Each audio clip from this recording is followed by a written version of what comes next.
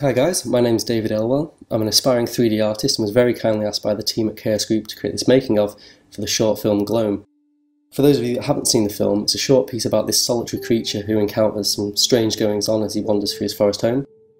The film is primarily a technical showcase to demonstrate my abilities as an artist and hopefully help me establish a career in visual effects. So, in the following video we'll take a look at a few stages of the workflow that I used in order to create the final piece. We'll start from ZBrush, where we'll create the displacement with the aid of Photoshop and Crazy Bump. From there we'll move into Maya, looking at one of the shots from the film, set up our displacement and textures, and then we'll take a look at the V-Ray settings that I used when rendering out the final sequence. We'll then move into Nuke and composite our passes into the live action plate, and finally we'll go into After Effects to add some firefly elements and apply a grade to finalise the shot. I'd just like to state that by no means do I consider my workflow to be the easiest or the most efficient way of doing these steps. And for the majority of the project I was actually learning as I went along, but it worked out for me and will hopefully give you guys some ideas too. So let's head over to ZBrush and get started. Okay, so here we are in ZBrush, where we can see a preview of the creature from the film. You'll notice that the character consists entirely of photographic textures, and by switching to this flat shader we can actually see this a little bit better.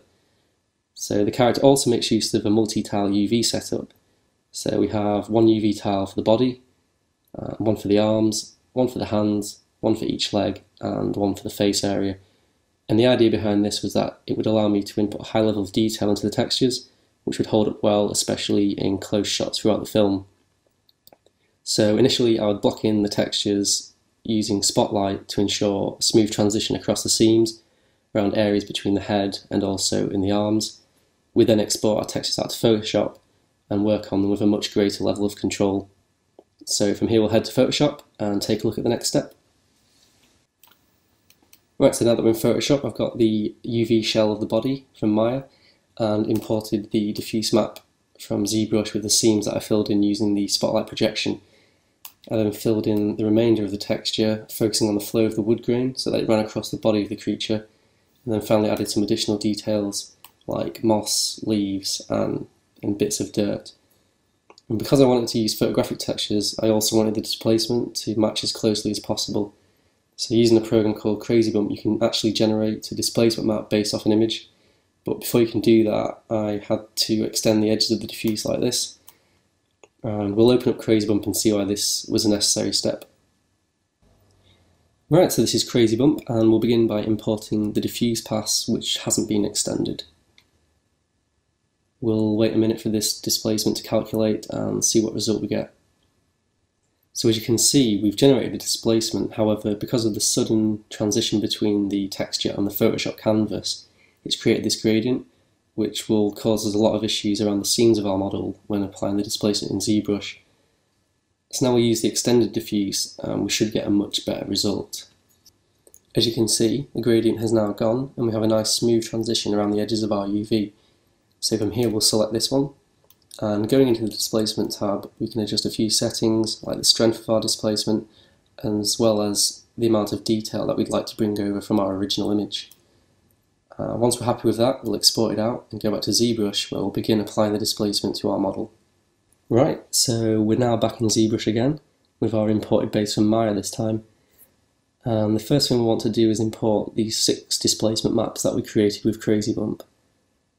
And the next step after that will be to subdivide our model enough so that there's the resolution there to support the level of detail that we're about to add.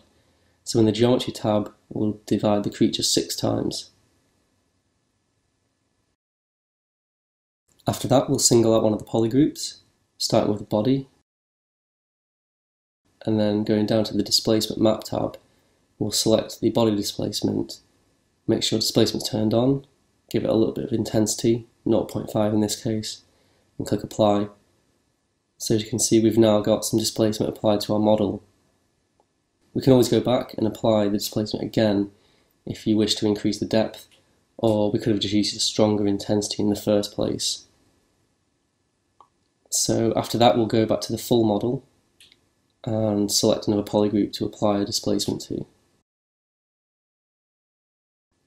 So we'll pick the arms this time and go back to the Displacement Map tab again, select the arm displacement and click Apply. So as you can see, one side blended reasonably well, but we've got a bit of an issue on the right hand side. So at this point we'll have to do a bit of manual sculpting just to blend the two sections back together. And this is obviously a bit of a drawback to the workflow I used, but the final result works really well, so it's worth taking the time to blend the different sections.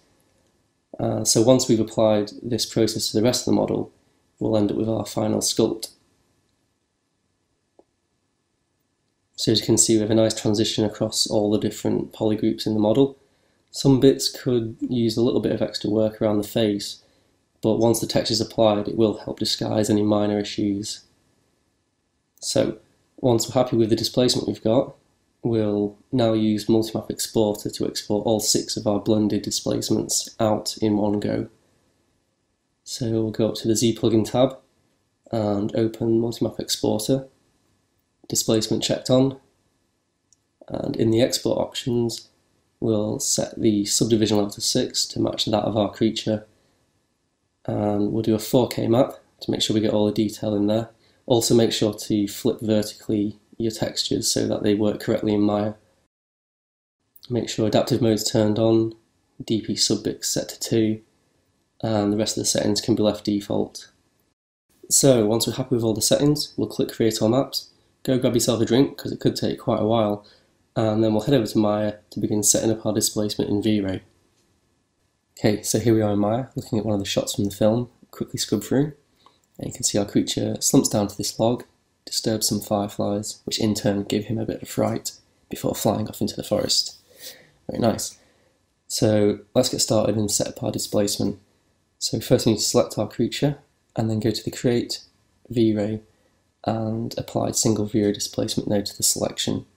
Alternatively, you can actually add the displacement through the shading group on the material, but in this case we'll use the displacement node. So reselect our creature and go across to the V-Ray displacement tab. At this point you would usually add your single displacement map using a file node, however because I used a multi-tile setup we'll need to use a layered texture. So in the Hypershade menu we'll go to Create Layered Texture, and basically here we're going to add all 6 of our displacement maps to recreate the overall displacement. So we have our first texture here. We'll set the blend mode to add and make sure that alpha is luminance is checked on. Then we'll connect to file node. So here are our 6 displacement maps. Take note of the numbers on the end because we'll need them later. We'll make sure filtering is turned off and set the default colour balance to black. This makes sure that our textures will blend together correctly. Now because we used a multi-tile setup, we'll need to tell each texture which UV tile it corresponds to.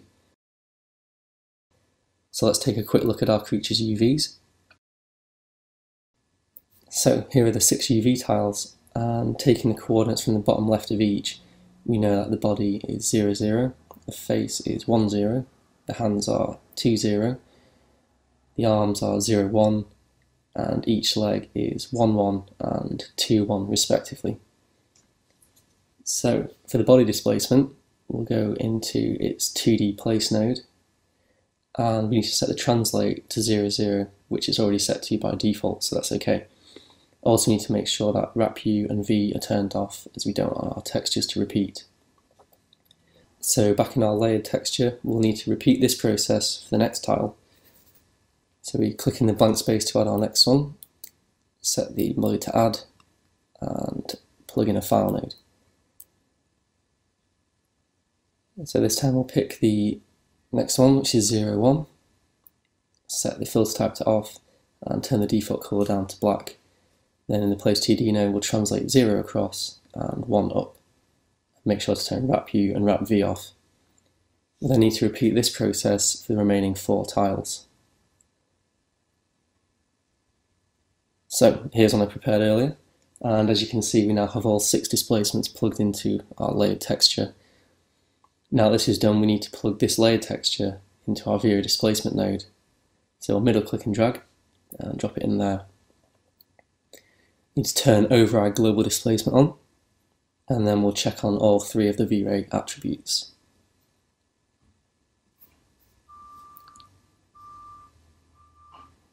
So first we'll set the amount to 1.5. This step's a bit trial and error really, to get the right amount of displacement, but you always want to make sure that the displacement shift is set to the negative half of the amount. So in our case we'll use minus 0.75. Next we need to set the edge length to 0.5, just to ensure that we get as much detail out of the subdivisions, which we'll set to 6 to match that of the ZBrush sculpt. So now that our displacement is set up, I'll do a quick test render just to check that everything's looking correct. So I've just done a quick test render with some low quality settings, but you can see that the displacement has actually worked quite nicely. So next we'll take a look at some of the other elements in our scene. So for the body I used a standard V-Ray material, using again the same layered texture setup, but obviously this time for the diffuse. Again for the antlers, another standard V-Ray material with some of the reflectivity turned up and the glossiness turned down. And we also added a normal map just to give them a little subtle texture.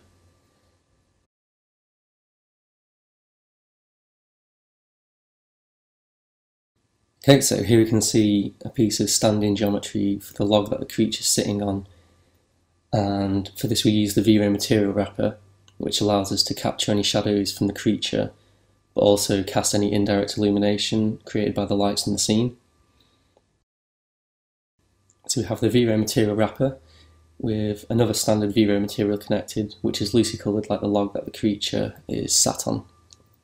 So in the V-Ray material wrapper settings, we need to make sure to switch matte surface on so that the object doesn't appear in our final render. We'll set the alpha contribution down to -1 and also check shadows and effect alpha on. So this process was then repeated for the floor using the V-Ray plane. And to create the V-Ray plane, you go up to the Create menu, V-Ray, and Create V-Ray plane. And this also makes use of the V-Ray material wrapper, which is also, again, connected to a standard material coloured to the ground. So finally you might be wondering what these bright orange locators are for. These are going to act as a reference for the fireflies created in After Effects. So we'll basically animate each of them along a curve, bake its animation into individual keyframes, and then export the 3 locators along with the camera to a Maya ASCII file, which we can then import into After Effects. And this will provide us with 3 null objects which we can attach our firefly elements to, which will then also match the same camera move we have in Maya. So now we've set up our scene, we'll take a quick look at some of the V-Ray settings that I used. Okay, so let's take a look at the render settings. My settings are predominantly based off Robert Niederhorst's universal settings for V-Ray, documentation of which can be found on the V-Ray website.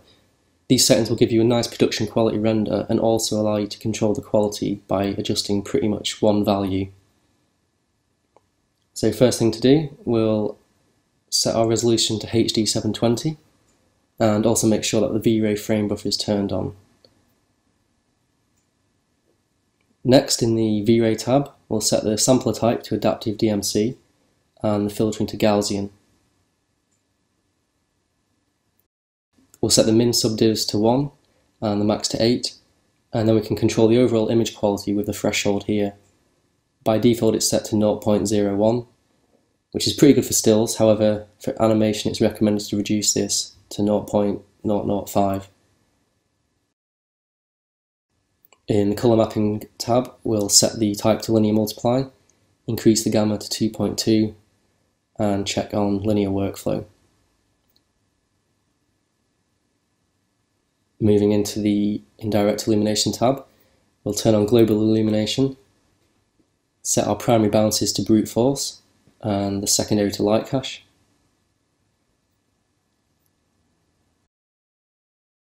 The brute force settings can be left as default, and in the light cache we'll increase the number of passes to 8.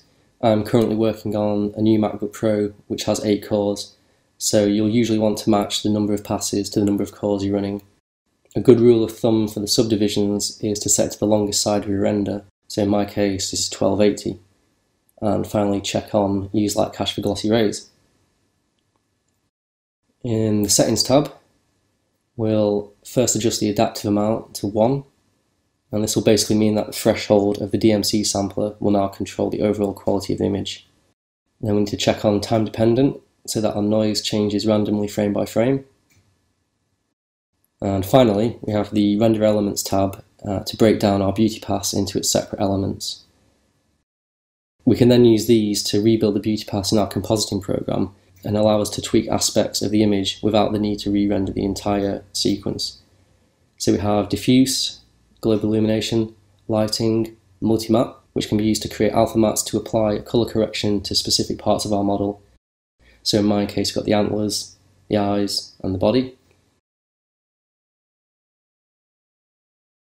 Moving on, we've got reflection and specular. Velocity, which is used for applying motion blur. And here we need to uncheck clamp velocity. And finally, we've got the Z depth. Make sure to turn off filtering because any anti-aliasing will create edge artifacts when we apply our Z blur in Nuke. And for the depth black and white, I'll use two locators positioned at near and far points in the scene, and then get their distance from camera values and apply them. So that pretty much covers the render settings. However, before we can render, we need to address one final issue. Because we're creating our velocity pass to apply our motion blur afterwards, at the moment our motion vectors are going to be cut off at the frame's edge, whereas in reality the creature is still moving outside of the frame. So in order to account for this, we'll need to extend the camera's field of vision. So if we go into the camera settings, we'll increase the camera aperture by 10%. So 0.879 by 0.53 will now become 0.967 by 0.597.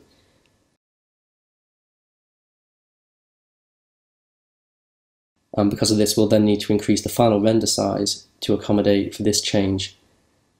So 1280 by 720 will now become 1440 by 798.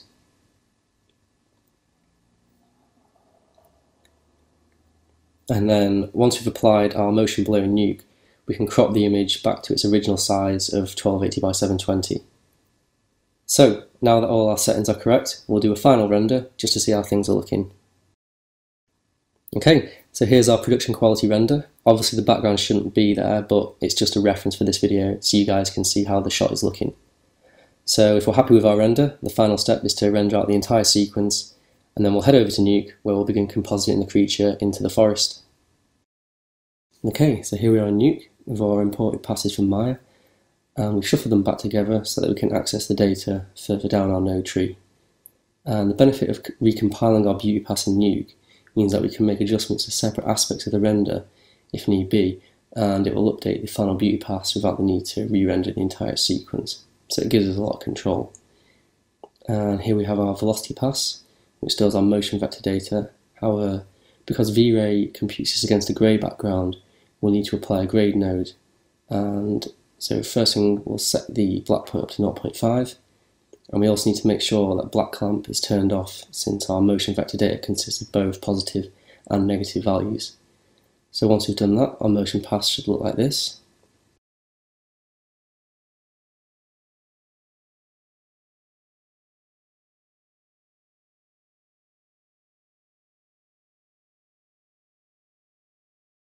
So the next section is merging our passes back together to create the beauty. Starting with the GI, we'll then add the reflection, the lighting and the specular. And finally we're then adding the contact shadow in between the creature and the ground. After that we're merging in the ambient occlusion through a colour correct node. In the ranges tab we're adding it through the mask. And this also gives us the option to add a bit of a grade or colour correction to our occlusion at the same time. Next we're adding some of the occlusion into our shot to help improve the contact between the creature and the log. However, we don't want the occlusion from the underside of the geometry, so we'll add a quick roto just to remove that. Okay, so after this we've applied a grade to bring the two elements into the same colour space. Typically I'll sample a mid-range from the foreground element with the white point colour dropper, and then a mid-range from the plate for the gain. I'll then adjust the offset to match the blacks a little bit better, and sometimes we'll adjust the mix if the grade needs reducing a little bit.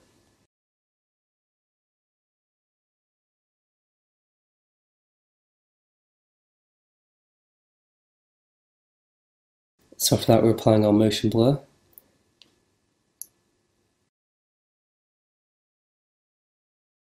For our V-Ray motion blur, we want to make sure multiply is set to 0.5, the method set to forward, and the alpha is set to ensure that we get the proper edging.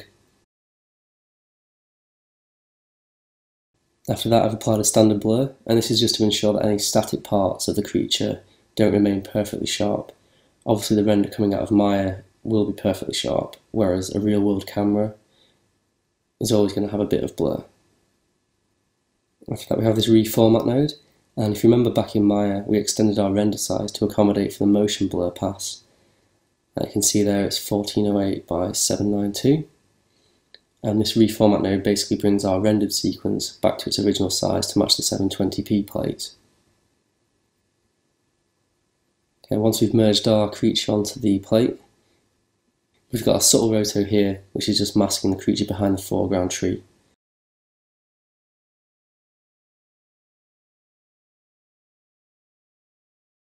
So we can see that a bit better on the first frame.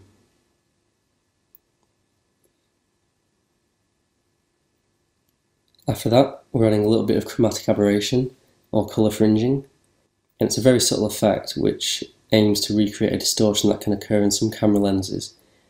The idea here is that we're adding these little artifacts to make our CG elements seem more real, and as though it was actually filmed by the real-world camera. So if I crank up the transform here, you'll see the effect much more clearly. But less is definitely more in this case, so you only want a really subtle amount.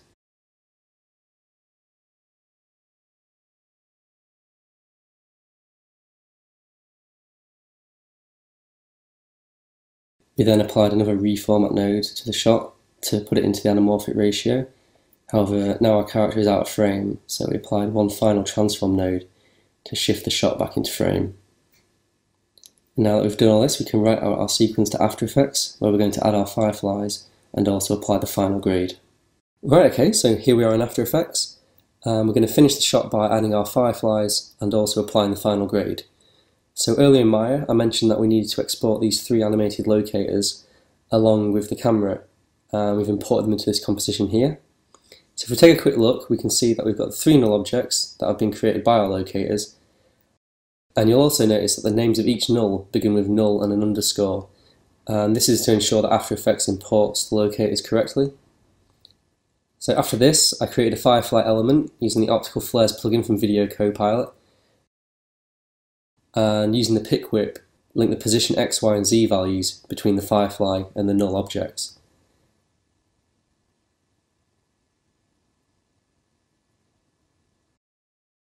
Okay, so then after that I added a wiggle function to the brightness value to make the fireflies flicker randomly as they move throughout the shot. Finally, back in our main composition, we need to add a roto just to hide our fireflies from view.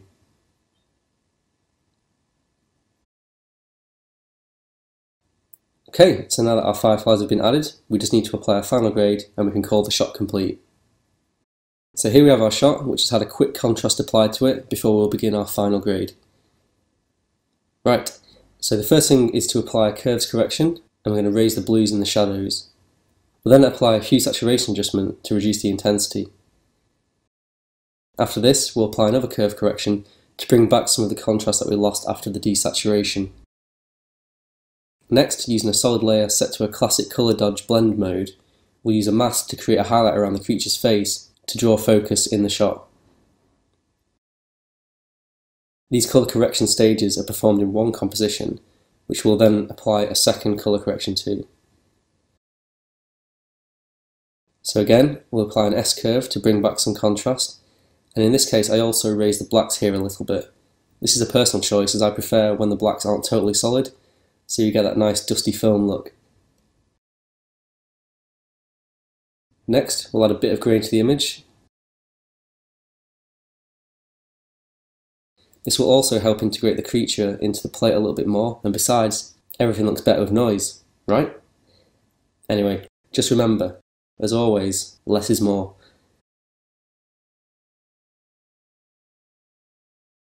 Finally, a vignette is added, along with a gradient at the top, to give a sense of the canopy coverage above the creature. So, now that we've finished our grade, let's take a look at the final shot.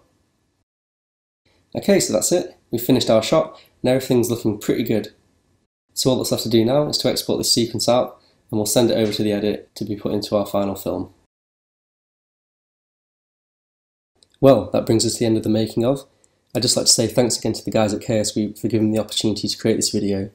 Hopefully, it's given you some ideas that you might be able to apply to your own projects. If you guys have any questions or wish to get in touch, don't hesitate and drop me a line on Twitter. Thanks for watching.